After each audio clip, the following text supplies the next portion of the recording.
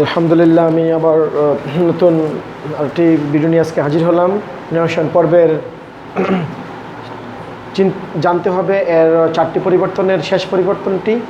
এটা হলো রিপোর্টেড স্পিচের ভার্বের পরিবর্তন। আমি নারেশন শুরু করার আগেই বলেছিলাম যে টেন্স ব্যতীত কীভাবে নারেশন শেষ করা যায় এই পদ্ধতি শুধু আমি আবিষ্কার করেছি। ইনশাল্লাহ আপনারা নারেশন ব্যতীত টেন্স ব্যতীত নারেশন করতে পারবেন।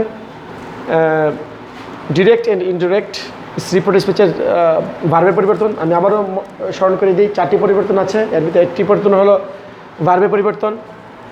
সাবজেক্টের পরে যদি এমিজার থাকে ডিরেক্ট নারেশনে, এটা ইনডিরেক্ট করার সময় সাবজেক্টের পরে এটা ওয়াজ হয়ে যাবে, এমিজার ওয়াজ হয়ে যাবে, আর ওয়ার হয়ে যাবে, হ্যাভ হ্যাজ হ্যাড হয়ে যাবে, ওয়াজ ওয়ার হ্যাড বিন হয়ে যাবে, ক্যান কুড হয়ে যাবে, উইল উড হয়ে যাবে, মে মাইট হয়ে যাবে, মাস্ট হ্যাভ হয়ে যাবে, মাস্ট হয়ে যাবে, ভার্বের 1 নং 2 নং হয়ে যাবে, 2 নং হ্যাড প্লাস 3 নং হয়ে যাবে, ডু নট আর ডাজ নট ডিড নট হবে, did not had not plus ভার্বের 3 হবে।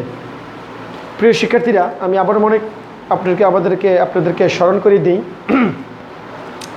এই যে জাব বোর্ডে লেখা হয়েছে এইগুলো আপনি ভালো করে মুখস্থ করবেন। আগামী ক্লাসে আমরা কীভাবে আপনারা প্র্যাকটিস করবেন, আমি 5টা সেন্টেন্সের প্র্যাকটিস দেখাবো।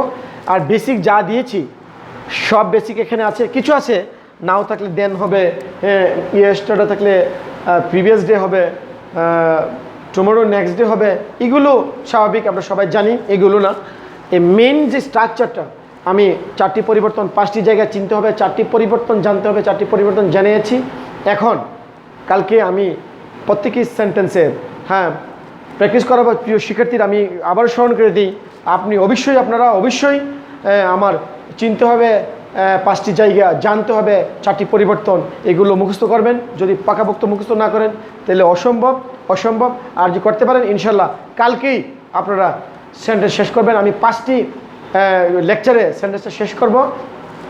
অলরেডি 3টি লেকচার চলে গেছে, আর কালকে সেন্টেন্স কীভাবে পরিবর্তন হবে এইগুলো শিখাবো। পরের দিন প্রেজেন্ট নারেশন কীভাবে করতে হবে শেষ করে দেবো 5টি লেকচারে। আশা করি আমার সাথে থাকবেন, 5টি লেকচার মনোযোগ সহকারে পড়বেন, লিখবেন এবং শিখবেন ইনশাল্লাহ। আসসালামু আলাইকুম।